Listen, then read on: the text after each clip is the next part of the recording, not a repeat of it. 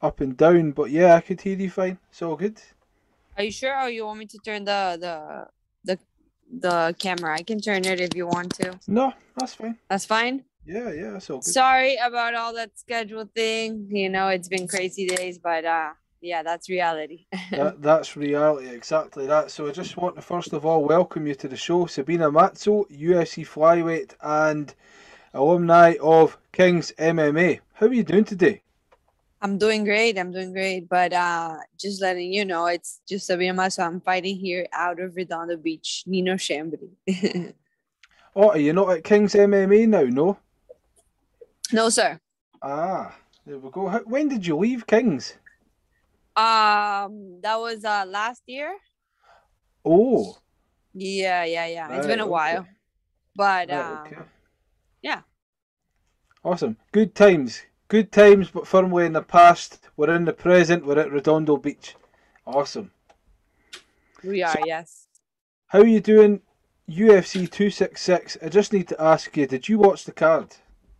Man, for sure. That was an amazing show. That was spectacular fights, from beginning to end. So yeah, I was really excited. It gave me even more energy. I just want to fight now. Without a doubt. What was your favourite fight? Well, I would say it was Ortega and Volkanovski for sure. It was insane fight, and great intent of submissions. What a great striking from, I mean, both, but Volkanovski was just flying out there. So it was just amazing to see that fight. Yeah. Without a doubt. Now, you yourself, you're good on the ground. You've got your credentials in grappling. Would you have been frustrated? All that effort, all that squeezing of the neck, and he still doesn't give up. How would you feel if you were doing that? Man, well, I think it was really tight. He did a good job. It Yeah. was just from the other part. So, I mean, I think Ortega should be proud of putting that submission after all those rounds of damage and after, that intense round. So, definitely that was just great to see his work and his perfect technique because how he got it and the position that it was just a good defense from the other part. But definitely, I mean, there is nothing wrong from the technique he did. Yeah.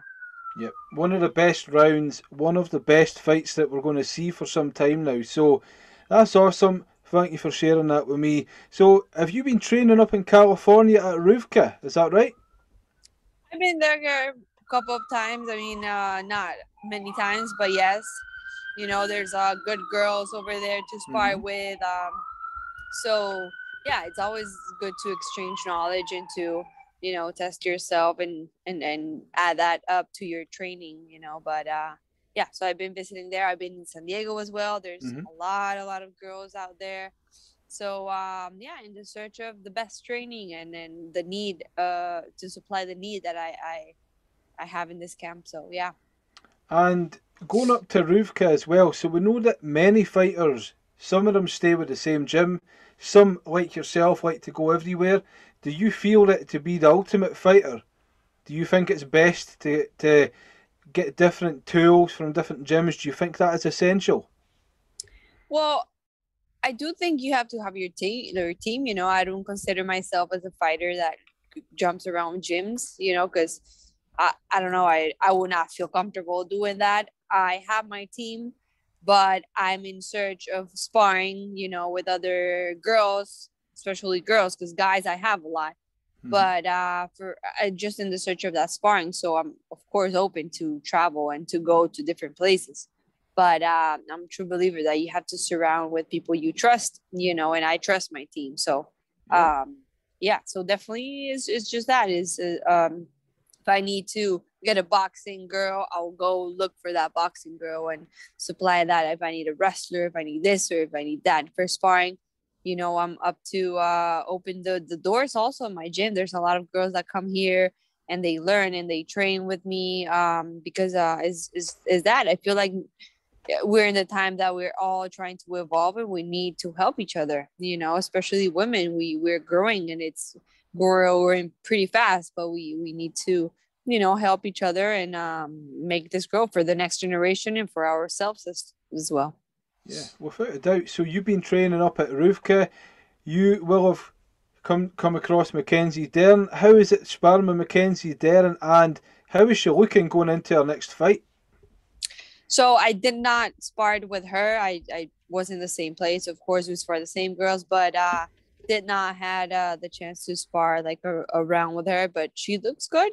She's preparing for the fight. It's gonna be great because we both are fighting the same card, and Hmm. I wish the best for her. She has a good history there, and Hmm. is just also representing this California area too. So I'm happy for her, and yeah, I mean it's gonna be good fights that night. It's going to be exciting, and yep, California representing on the map. So we'll just briefly jump into fights. Now, your last fight, February. Now we know it didn't go your way, and it was quite some time away. How are you feeling now? You've had a bit of time to reflect, think about the next fight. How are you feeling about the last fight? All positive going ahead? Yeah, and I it gives me a lot of motivation to fight hard afterwards because I saw my mistakes and I know my potential. So that's the only thing that it pissed me off for sure, like my performance. And looking back then, there's so many things I could do different, but it doesn't matter because that already passed. It's in the Yep, past. Nothing will yep. change. But what No. I can change is myself and in the strategy, the as a fighter, what I can do, what I can learn, and all that. I'm putting all into work, and I'm really excited actually to present that version for Mhm. myself this upcoming fight of in October 9th. So definitely Mm. happy for what I'm doing right now. I'm very, very putting all that hard work every day, and it's just a matter of days now, and it's finally coming. Yeah, no, all that buzz and excitement, all the hard work and sacrifice. Now, that last fight was at £135. Do you have plans to go back to £125? To 135, you mean? Yeah, do you have plans to go back there? Not now. Honestly, I feel pretty good on 125 pounds. I could see a huge difference in my body and my Hmm. movement in 135. I am not close to, like in a future, I'm still young, so I'm fine. But who knows? Maybe in the future I'll go back up, and but I think I have to do a different process of body. My body type, it has to change a lot to go to 135, Hmm. and 125 I really feel my best, so I'm planning to do my best in 125 as long as I can, and the future will hold whatever. Indeed, indeed. So, your next fight, you're fighting Agapova, October 9th. Do you follow her career? Have you been able to see a lot about what she brings to the table in terms of fighting? For sure, for sure. I Yeah? like to search a little bit who I'm gonna fight with, her fights, her background. She's a complete fighter. She's an aggressive fighter that I think it's a great opportunity for me. It works in favor. Hmm. So definitely I have searched a little bit. She has, she's representing her country. I think it's amazing. She's young, and she's growing as well in this MMA world. So I'm excited to fight her. I'm excited to perform against her. I respect all the fighters I fight, and but yeah, I just want to do my best. I want the victory. I want to see the other body falling down and not mine. So yeah. Exactly. Now, she's coming off of a loss, respectively, in her last fight as well. Are you expecting a very hungry and determined fighter like yourself? Are you expecting her to bring every tool to the game? I do believe, because man, and everyone wants to win. Everyone that goes in the octagon doesn't want to lose. They Hmm. just want to go there and perform their best. So honestly, yes, I expect the best from her, but more than her, I just, focus on my work and what I want to do, and I want to use her in my favor, use that hunger or use that, whatever, and use it in my favor. So Hmm. yeah. How important are the flyweight rankings to you? Uh, not so important. I mean, it's very important when I get to the top 15 and top 10 because I'm getting closer there to the Mm-hmm. belt, so for sure. But I think it's something very relative because it moves all the time, Yeah. especially flyweight because there's all the time like fighters in that division in every card, almost. So for me it's not that important, but for sure I care about it. I'll be lying if not, but it's not something that I am very, very focused and determined. Like, oh, what's my rank right now? I don't really Yeah. know. Yeah, a lot of people tend to think like that. Some people are like, just put an opponent in front of me. I'm only focused on that person. Then we'll talk numbers later. So if we're just looking at flyweight, we know at the moment the queen of the flyweight division is Valentina Shevchenko. Now, is there anybody else at all that you look at and you're like, I fancy myself against them. I think that hopefully one day down the line I can fight them. And we know we've got a lot of people, but is there anybody specifically?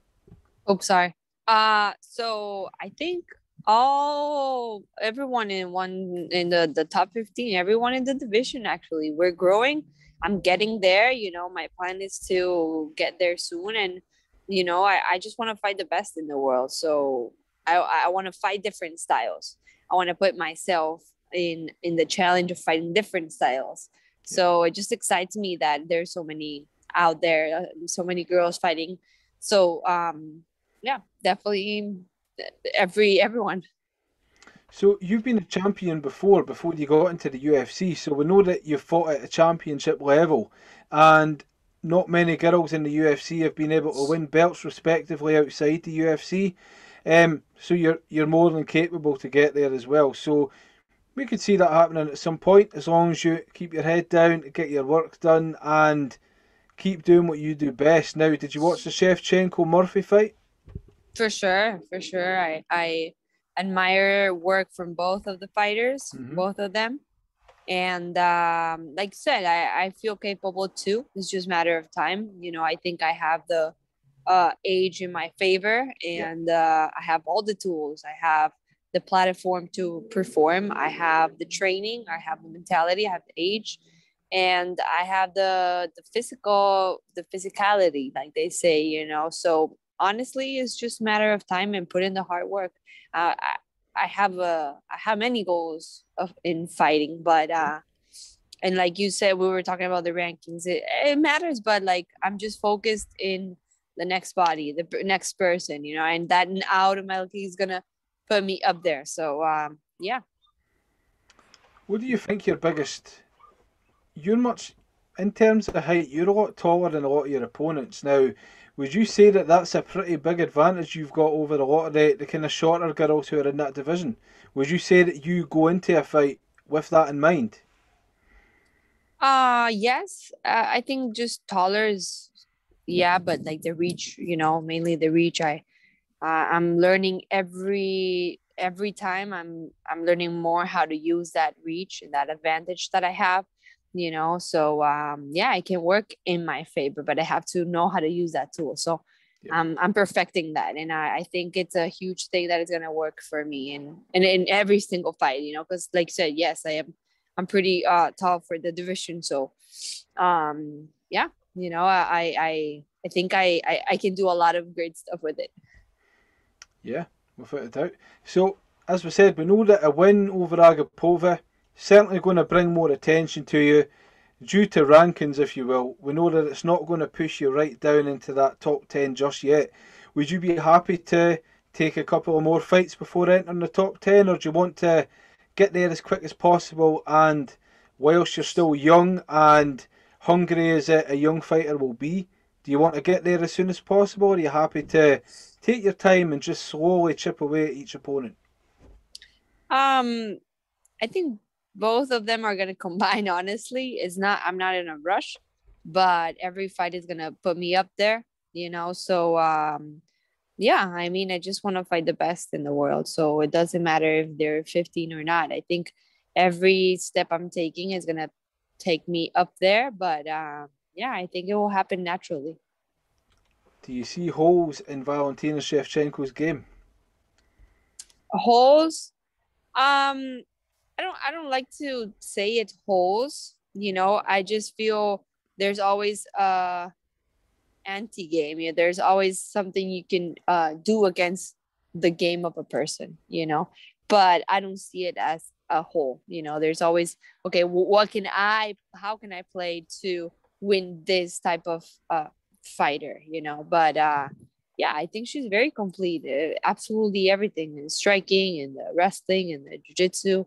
But yeah, I think everyone is evolving. As she is doing, everyone else is doing that. So yeah, it's a matter of time, and every fighter is going to present something and is going to show something from the champ that she's exposing herself every time she fights. And yeah, her job is to evolve like she does. She's really good. Yeah. Yeah, I've never heard anti-game. I've never heard that wording before. It's a I very think I think that's smart a one. translation though. I I like think it. that's a translation from Spanish to English. So I'm not sure if we should say that in Yeah, English. no, I like it. So again, just touching upon your position in the sport at the moment, I've seen you win a lot of fights. I've seen what you bring to the table. A lot of fans, of course, have been able to see you. A lot of exciting stuff to come. You're training with a really good group of people, as you've said, so we're all looking forward to that. What type of Sabina can we expect on October 9th that we've not seen before? Very smart. I'm a very technical, smart fighter. Um, I'm always aggressive, but I think this version of myself, it's a little bit more precise, sharp. And I think the fans are gonna see this, and it's gonna work everything in the favor. Yeah, without a doubt. Now, in this journey up until this stage, is there anybody at all that you want to just give a quick shout out to that's helped you along the way and helped you get to where you are now? Man, it's a long list, I bet. honestly, from my first gym in Colombia when I started jiu-jitsu, that's Gracie Colombia, then Muay Thai Medellin, then over here King's MMA, and then Nino Shem. There's many, many people I just appreciate. And every single person, there's fighters that or just people, not only fighters, people that has helped me in this journey. And I just appreciate, but the list is kind of long, I bet. I'm here because of a lot of different people, my manager. So, yeah, even all the interviews that I've done in the past, this interview, it all sum ups to take me to the place I want to be and where I am. Yeah, truly. Now, I wanted to ask you, Colombian MMA, not an area that I'm familiar with in terms of MMA. I know that a lot of fighters come from Colombia to America. How's the state of Colombia since, like yourself and many other fighters have exited Colombia? Have you noticed a bigger rise, more attention on the country as a whole? Yeah, a lot more shows over there, a lot more like gyms. So I think it's growing a lot, honestly. Hmm. But you can see that a lot of fighters are trying to travel to different countries to look Yeah. for more opportunities, like I did in the past. And that's good because, it just shows that there's a lot of potential in my country, Hmm. Colombia. But I definitely want to travel a little bit more over there. It's been almost 3 years that I don't go. So I really want to go back to the roots and, kind of um, get to see with my own eyes Hmm. how's the MMA over there, how's because I can, I know a little bit about it, but I just want to pass through it again. Yeah. So if the UFC decided to go, right, okay, Sabina, you've gotten to this level now. We want to come to Colombia. Whereabouts would you want to fight? Is there a specific venue that's important to you that you feel would be great to represent the sport in Colombia? Well, I would love to fight in my city for sure, Medellin. I would love to, but just by the simple fact of fighting in Colombia, that just it's amazing. Yeah. I'll fight very, very happy. So yeah. No, that's awesome. So, like Chito Vera, like Marilyn Chito Vera, who's from Ecuador, what we've noticed is that a lot of people who come from like South America and Europe, they come across to America. We know America's got a really, really big following as well. But fighters like yourself, it seems to be unique because you come from a country where it's not the top sport, so that when you come across to the United States and go back to Colombia, it feels like it resonates that little bit more. Do you feel from your debut up until now, there's a big steady rise and it seems to be continuing, the popularity? For sure, for sure. And not only more, it's more popular for sure, but also the knowing the sport. A lot of people are more interested on, oh, MMA, okay, and they start wondering about it and wanting to see a little bit more. So definitely, I think it's growing a lot in the past, 3, 5 years since I moved Mm-hmm. here. And even more and more fans, like when I have a fight, a lot of people are interested on watching the fight or just, supporting. So it feels really good to go up there and represent Colombia, and that they can see what I do, how I represent them, and be more interested in sport to even just like it or to practice it too. So yeah. Awesome. Well, I've seen a lot of people commenting, a lot of fans. The MMA community are very nice and very complimentary towards yourself. I've been on the social medias. I've seen it. So if it's anything to go by, you're not even reached your prime yet. You've still got many years to improve, many years to get to yourself to a firm position in the UFC. Flyweight gold, it's all possible. So it's a very exciting time. It's a pleasure for me to be able to talk to people like yourself, and hopefully, as you get further on your journey, we'll be able to catch up again and see where you're at in a little while, couple of months after your fight. For sure, for sure. And after victory in the future, for sure, I would love to come back again and tell a little bit more about the history. But thank you, thank you. And my Most next definitely. mission is October 9, and that's my focus. Well, we will all be tuning in, Sabina. Thank you again, and happy rest of your preparation, and I hope it all goes swimmingly. Thank you very much. Big hug. You take care.